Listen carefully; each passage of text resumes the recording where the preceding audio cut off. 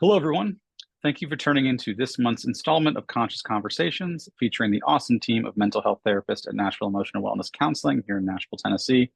My name is Jack Simon, and I'm joined here by Kimmy Orange, and we're excited to spend this time with you. Hello, everyone. My name is Kim Orange, and today we'll be unpacking the topic of anger. Conscious conversations are intended to educate, uplift, and provide guidance on how to deal with life's stressors. Our motto here at New is real people helping real people with real problems. And these conversations are an opportunity to have real talk with our therapist. So let's dive in. That's right. So, Kim, good to see you. We are in the world of anger today, which when we initially were told we were going to be doing this, I got pretty excited about, to be honest with you. What were you thinking when we got the call? Anger is just there's just so many things to talk about. So I was excited because anger encompasses so many things. It covers all the gambits. It covers, sex, race, everything, you name it. And anger, it just encompasses anger.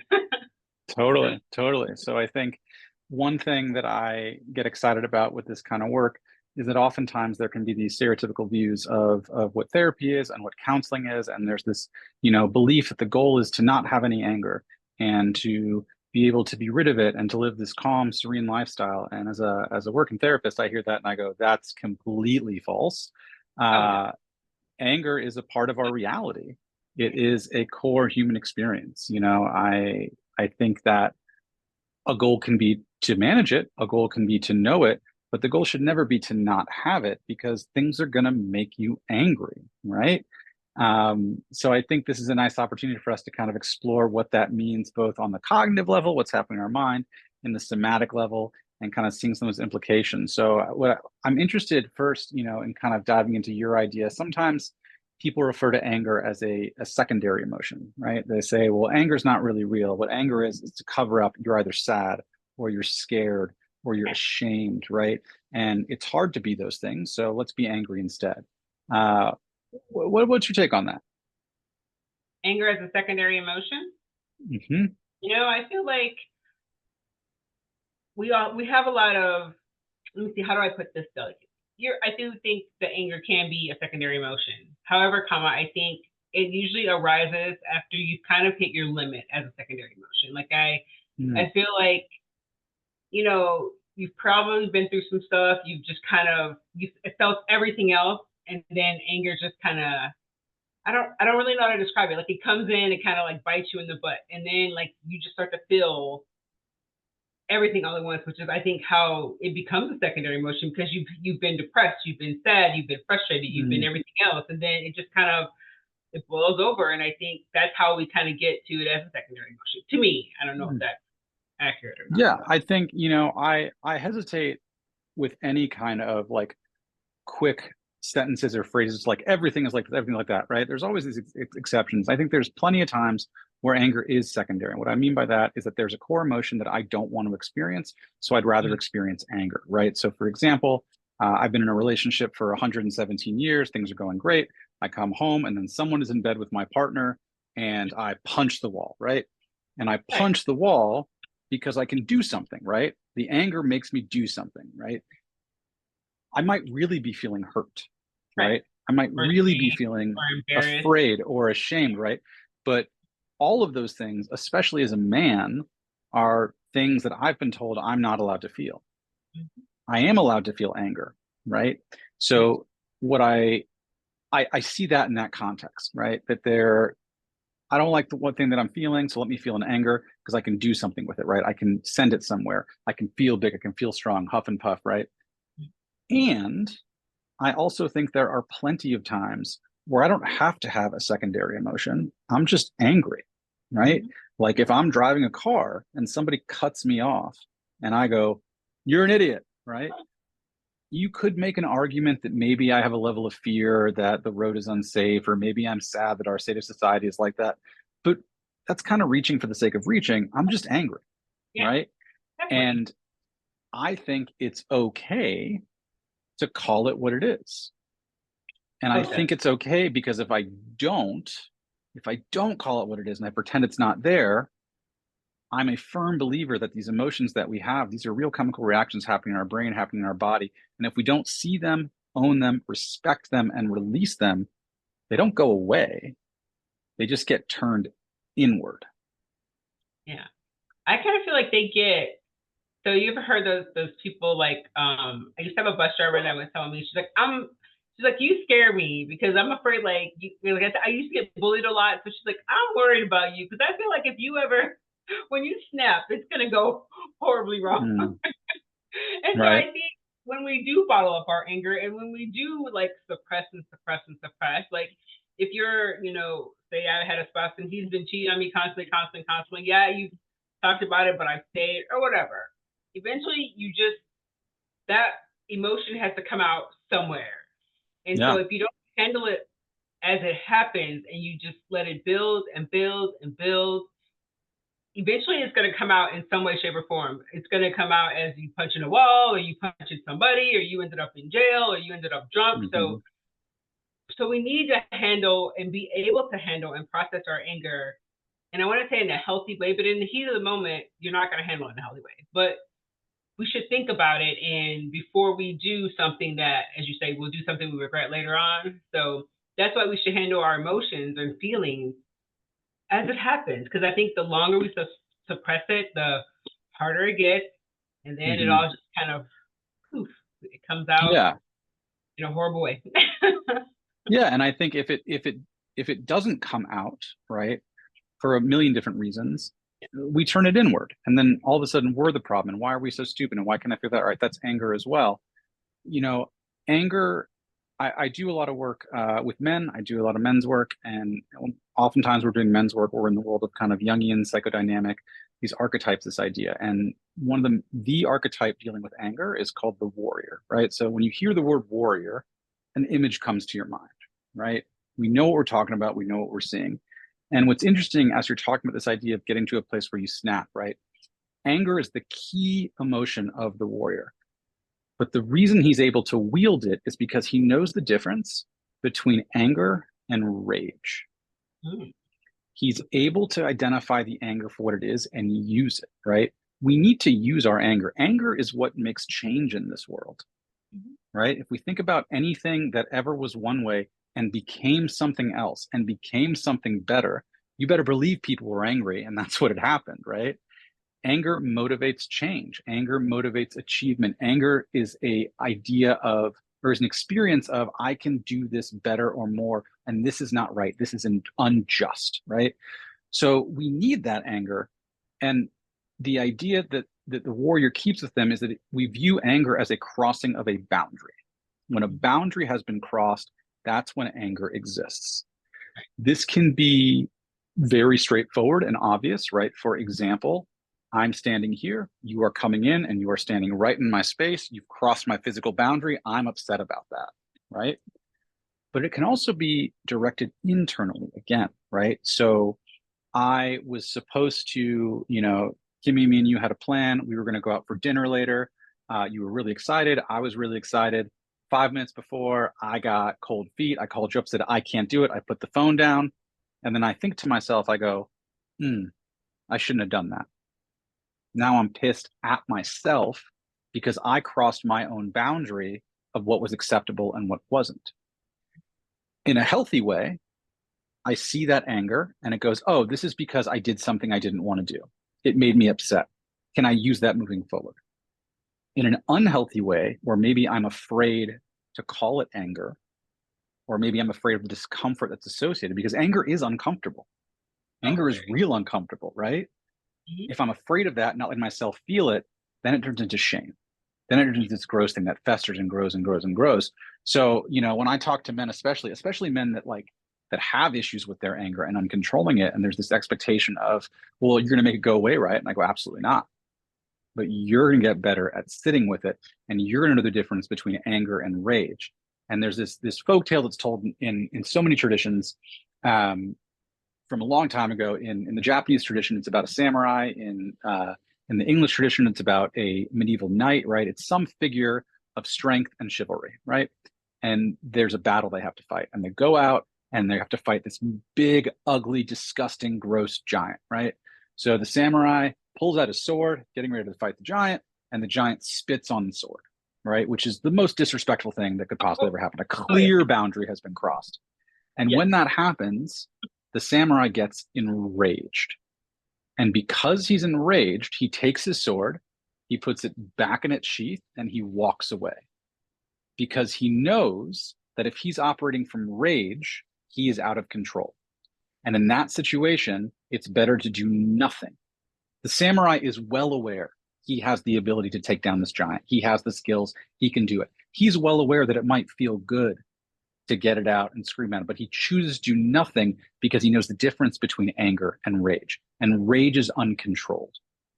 So, in a lot of the work that I do with these men and really with all my clients, it's around where does your anger start and when do you start paying attention to it? We often have these reports of like, well, it just comes out of nowhere, right?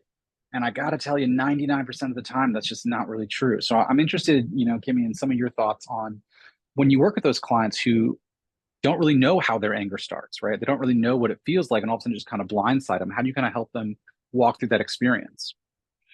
So honestly, Jack, like I haven't really worked with a lot of clients with anger. I know when I was in the military, we had a lot of patients. I had a lot of patients that were angry that they, were in ADAPT because I was a substance abuse counselor for whatever reason.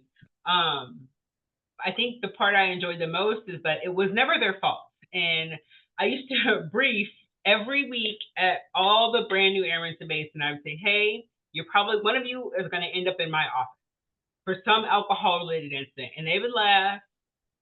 And then indubitably, one of them would end up in my office with an alcohol related incident.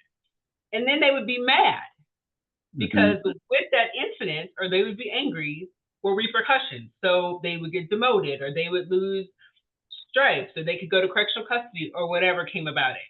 And I was like, well, I told you, like, the military is an open book. All you had to do was follow the rules. Don't drink and drive. Don't drink and hurt people. Don't drink and hurt yourself. Don't drink underage.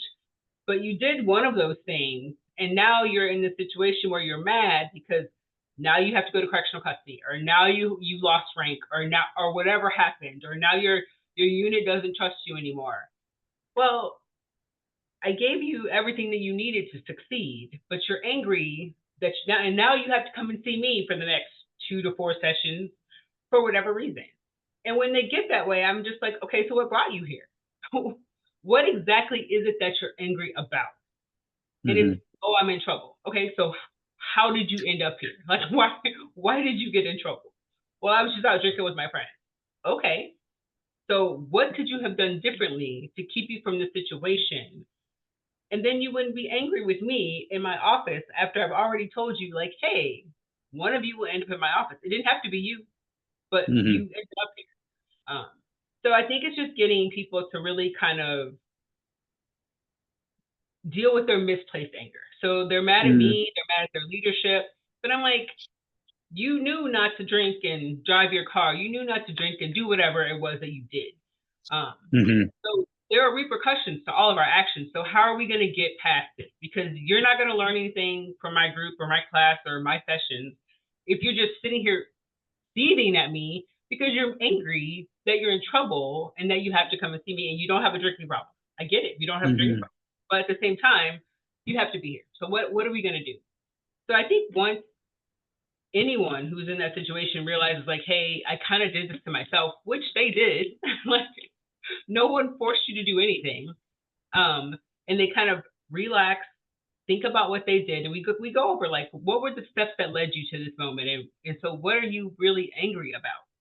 What's really making you so mad that you have to sit in my office and go to these sessions? And yes, I know you're not alcoholic. I understand. Well, what are you going to do differently so that you don't end up back here again? And I think you help people process through that when they're angry. So I don't have a lot of angry patients, but they're mad when they come into my office, or they were when I was in the military. Yeah. And you really just have to talk to them through it, because at the end of the day, like, you made a decision that brought you here. And the same, like with your group or with your patients, like, what triggered you? Like, something happened. No one just gets, I'm not just sitting here and I'm like, I'm angry all of a sudden. Like, Yeah. I had to be thinking about something, or or something that had to have happened, or maybe something I was watching on TV and like it just triggered me about something that had happened that I could relate to, and I was like, oh, I'm so mad. But Yeah. it just doesn't just happen. At least I don't feel like it just happened. You know? Yeah, and it definitely with all of our emotions, right? There's this idea of this buildup, and do I have the skills to pay attention to where it goes? And what I like about what you shared is, at no point were you shaming them for being angry. You weren't saying you shouldn't be angry. You were kind of moving them through what is at the core of this anger, right? And I think that that's a big thing that I really want to emphasize to people is that we never want to punish ourselves for having an emotion. An emotion is a subconscious reaction. We don't choose to have emotions. They happen. It's our body's way of preparing us for something. So when someone says something like, you're not allowed to be angry with me, it's like, yeah, I am. I can be angry with whatever I want. Now, how I choose to express that, you can take issue with, right? You can say, you're not allowed to call me names. You're not allowed to be mean to me. But you can't say you're not allowed to be angry with me because you don't get to decide what makes me angry and what doesn't. And I always tell folks, again, it's not our goal that we don't get angry because if you're not letting yourself get angry, you're denying a truth, right? I don't care how zen you are. I don't care how calm you are, how good you are at radical acceptance and mindful. There's not a person in this world that doesn't get angry, right? So the work is how do I see it for what it is and embrace it? And then in the case like you're talking about, let's use it, right? I get you, you're pissed. You don't want to be here with me. How do we make sure it never happens again? Use that as your motivation, right? So a lot of the times we talk about that kind of coming out of nowhere. I find myself kind of helping people feel it in their body first, because usually those things that we snap about, right? We're not actually mad about the thing itself. It's been a series of events that have happened, right? I was late for work and I ran out of coffee and then I spilled it on my shirt when I actually got it and these things. And I finally get home and the trash has not been taken out. Ugh, right?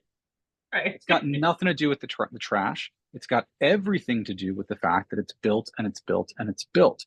So a lot of times with some of the clients, the work that we do is around how do you know when it starts, right? What does your anger first start like?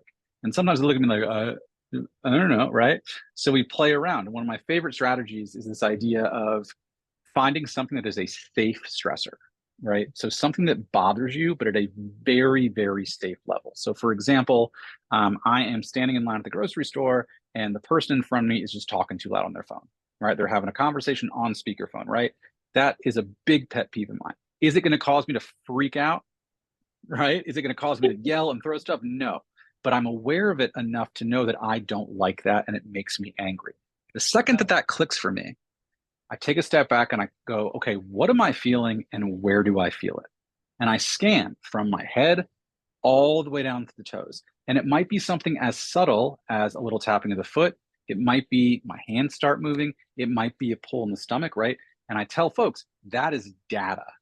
That is your body's way of telling you something is going on. And if we have the perception to be able to catch it, then our coping skills, our ways we reframe, our ways we ground are so much more effective. If you've gotten to the point of rage, right, you're not coming down with a couple deep breaths, right? So if we can identify when it starts, so a lot of the work we do on this anger is body. For me personally, whenever I get angry, almost instinctively, my hand will go into a fist. So if I'm feeling something big, I don't really know what's going on, and I look down my hands in the fist, oh yeah, I'm angry. What do I need to do about that? What is it telling me there? I'm interested as well, because I think it's interesting that we're the ones doing this podcast because we've got some pretty different experiences in this life, right? And I think being a Caucasian male and an African American female, society has different versions of what anger should be for us and what is allowed and what's not allowed. So I'm interested in some of your thoughts on kind of what those standards may be and the problems it may or may not create. But I think I think I have to not think, I know. I have to kind of walk through the world very cognizant of how I say things at all times and the spaces in which I say them in. So, and I can't speak for all African American women. Like I will not do that to them or us. But I think for me, I'm always have to be very careful about who is in my environment when I speak and how I phrase things and um, my tone of voice, because we get we tend to get labeled as the angry Black woman. And I'm Hmm. like, I'm not angry. Like, I'm just, I'm telling you what is going on, or what is right, or what is wrong, or whatever the case may be. That doesn't mean I'm angry. I'm just stating a fact or a point. Um, but it depends on who you, it also depends on your audience, like how it is being received. So if you're having a bad day, Jack, and I'm like, hey, Jack, where's this, thing that this, you missed your deadline. You could take that and be like, man, why is she so pissed? And I'm just like, I'm nothing. Hmm. Like, I'm just, you missed the deadline, but you're having a crappy day. So you internalize all that. And like, when she's Hmm. coming at me, and next thing you know, I'm sitting in HR, like, why are you yelling at people? And I'm like, I didn't yell at anyone. I just asked him where his project was for the deadline or whatever. So I think we just have to be very cognizant. And I think, I don't know what it's like in your world. I'm not going to presume to know, but it's just, I think it's exhausting for Hmm. me. I can't speak for all Black women. Sometimes it's exhausting being on, or having to be on all the time. So Hmm. you always have to be aware of your surroundings, who's in your surroundings, how you say things. Because I cannot even be mad. Like, one of the things I always promised myself, I had a boss that would come to work and you would know immediately you were going to have a crap day because she was in a crap mood. And I promised Hmm. myself I would never be that person. Like, if I'm having a bad day, that's my bad day. It is not anyone else's bad day, and I shouldn't take that bad day out on anyone else. But sometimes it's just, it can be, especially when I was in the military, it could be a lot. And I was a master sergeant when I retired, and it was just, sometimes you're just tired. Like, you're tired of having to Hmm. always be cognizant of what you said and how you said it, because God forbid the wrong person, Hmm. somebody heard it wrong or interpreted it wrong, or they were having a bad day, and next thing you know, it spirals, and Yeah. I'm angry, and I'm like, but I'm not angry. Like, Yeah. and if I am angry, then I will not take that out on you. Like, I try to process my emotions and feelings Hmm. as an adult, so that I know, don't bring your anger to other people. Like, I handle it myself, I internalize it, and I press on with my day. But because you're having a bad day, or you're whatever is going on with your life, or you're just super sensitive at that moment, I don't know. But then I'm angry, and I'm like, but I'm not angry. I'm just, Yeah. you were supposed to So, complete a task. You didn't complete a task. I just want to know yeah. why. I really appreciate that truth there, and I can tell you, again, certainly speaking for myself, but the folks that I work with and things that I observe, right? Most men in our society are taught that a man is really only allowed to feel two things. You're allowed to feel joy and you're allowed to feel anger.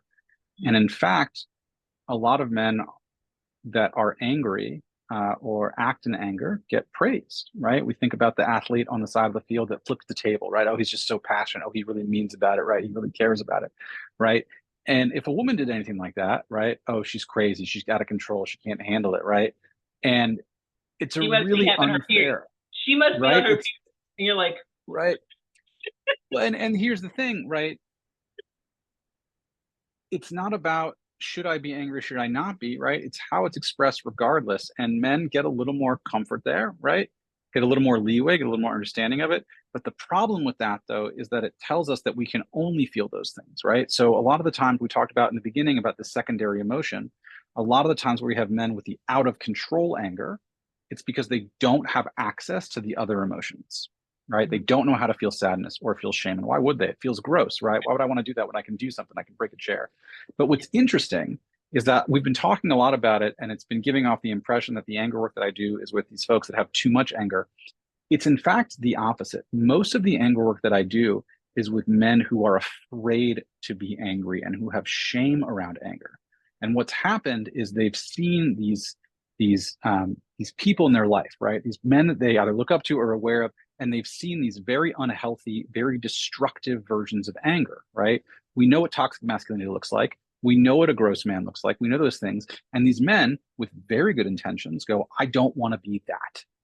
I want to do everything I can to not be that. So they tell themselves the story. They create this narrative where being angry means being destructive. Being angry means being misogynistic, right? So they go, I am not going to get angry. And Is that better than breaking stuff and yelling and abusing? Yeah, it definitely is. And at the same time, it is not creating healthy men. Men or individuals in general who are afraid of their anger, who don't allow themselves to be angry, what they are doing is denying its existence. And as we talked about, when I deny that it's there, it turns inward. And then when people, right, we talk about boundaries being crossed, when people walk all over me, when people don't take what I say seriously, when opportunities are taken from me unfairly, if I'm in touch with my anger, I can say a boundary's been crossed. I'm going to do something about that. If I can't do that, then I turn it inward and go, oh, well, I must be the problem. I must not be worth this. I'm not worth this reality. I'm not worth standing up for. So what I'm going to do is just do nothing. And that's not much better. I think a lot of women, I can't say, I'm not going to say a lot, but I think that's a big, in some women, that's a huge thing as well, because you have those women that are kind of like doormats, and they don't get angry. Like, I'm like, aren't you mad that he, didn't pick you up from work? Or aren't you mad that this happened? And they're just like, oh, it is what it is. And I'm like, well, you have every right to be mad. And so I get mad for them because I'm like, right. So that's your flip side to the men that like feel like they shouldn't get angry. You have these women that like, you should be mad. Like, you should be ready to cut his tires. Like, not really, but like in your head, you should be ready to do X, Y, and Z. Or if someone like your best friend takes your job, or like, you have every right to get mad. Like, absolutely, they were the better worker. But right, I get that. But at the same time, like, you can still have some kind of feeling about it. Yeah. And in these scenarios, we see these problems being caused because I only associate anger with an unhealthy expression, or I'm afraid to access it all. So we're getting close to time here. I would love to hear any insights you have or thoughts you have. We've done a pretty good job of kind of seeing what it is, how it shows up. What do you feel like are healthy ways to identify it, healthy ways to release it, healthy ways to use it, that we can kind of take with us? What are some things that come to mind for you? So I think what you said earlier, when you said that anger can be good because it causes change. So it's kind of like eustress and distress. But good stress is great because it motivates you to become a straight A student or get that promotion at work or whatever. But distress is bad because it literally can cause you to shut your entire body down. And that's not good. Like, because it will literally it can immobilize you to the point where you don't do anything. The same thing with anger. If anger is used, I shouldn't say appropriately because that sounds bad, but like if you get angry for the right reasons and in the right situations. I don't know if that sounds appropriate, but anyway, if you use anger for what it's for, you can get things done. But I think part of the problem is a lot of today, we don't have a lot of coping skills. And I think that we don't know how to process, like you said, our anger. So I think when we use anger to make changes or become a better version of ourselves. So like I get angry because I'm such a procrastinator, but when I'm like, I just need to do my homework. Like, so I force myself to do the things that I need to do. So in that sense, anger can be great. Yeah. But if it's just beating yourself up all the time about things that I can't control, then anger is not helping you any because it's just making you. So I love that idea of that control piece. I think what we really want to get to is a plot where I can see it for what it is. So what I always tell folks, step one, pay attention to what your body's telling you. Use those opportunities for small stressors. Call it what it is. I am angry in this moment. If I feel like I have a level of control over it, that's great. If I don't, I need to remember that that is a real chemical reaction happening in my body, and I need to release it. Some of my favorite strategies, I can't tell you how helpful breathing is. Just breathe it, breathe into it, right? Also, journaling. A lot of people get frustrated with journaling. Anger journaling is simply writing whatever comes to your mind as fast as you quickly can. And then when you're done, rip it out, tear it up, and throw it away, right? I tell people all the time, punch the pillow. You can punch as hard as you want. You're not going to hurt this pillow. You're not going to hurt your hand, right? Right. Cold temperatures, shocking, can help experience that, right? Paired muscle relaxation, right? Intentionally flexing a part of your hand and then releasing it, and then flexing and releasing anything that's going to get you to acknowledge I'm experiencing something big. I'm choosing to acknowledge that it's there. I'm not going to pretend it's not there. And I am choosing to release it on my terms, right? That's about the taking control piece, right? Those are for the folks that feel like their anger is kind of all over the place and know what to do with it. For the folks that don't know or don't feel comfortable feeling their anger, or don't allow themselves to feel anger, pretend that you do. Pretend that you're the type of person that can feel that reality. Play that scenario out in your head and pay attention to what you feel in your body. I promise you, even if you fake it, your brain's going, something's going on here, right? Yeah. And when that happens, we can start to create that reality. Being angry about something reflects what you find important, reflects what your sense of worth is. You should get angry about some stuff. You should just do so in a way that's honest. I think it's a great motivator. Like if sometimes when I'm upset or angry or mad, like I get on the treadmill or I go outside where I go out, I just go outside or go around. Like I love my dogs. Like sometimes I'll be mad at them and I'm just like, ah, but then they'll like give me the cute face. And I'm like, okay, I'm not mad at you. But sometimes you just, I think if we channel that anger into, I want to say like some kind of physical activity, like you said, like punching a pillow, or Huge. you just go run or go get on a bike or go outside and walk. Sometimes I feel 100% better if I just get outside. Like I know sometimes it's like hecka hot outside or whatever, but if you just put your shoes on and go for a walk, I think that it doesn't solve all your problems, but it gives you some clarity. And I think clarity is important. Clarity is huge. And I think a few of the things to think about it, oftentimes we feel like, well, I have a right to be angry, right? So I'm going to be angry because I have a right to be angry. You do have a right to be angry. Maybe someone screwed you over. What I find myself saying a lot, it might not be your fault, Right. but it is your problem. Might not be your fault, but it is your problem. What do you want to do about it? And I can tell you, one of the best antidotes to gratitude. If you're hearing us talking, you're going, well, I don't want to yell. I don't want to scream. I don't want to punch, right? Cool. One of the best antidotes for anger is gratitude. Intentional practices of gratitude. I am grateful that this is making me angry because it shows what I care about. Yeah. I am grateful that I have the body that tells me when something is wrong, when a boundary is being crossed, right? If I can view it in that lens, then it stops going, oh, it's out of control. I'm aware of this, and my body is now working for me. So any of these opportunities to insert gratitude can be very, very helpful. Yeah. Ah, now I'm angry. All right.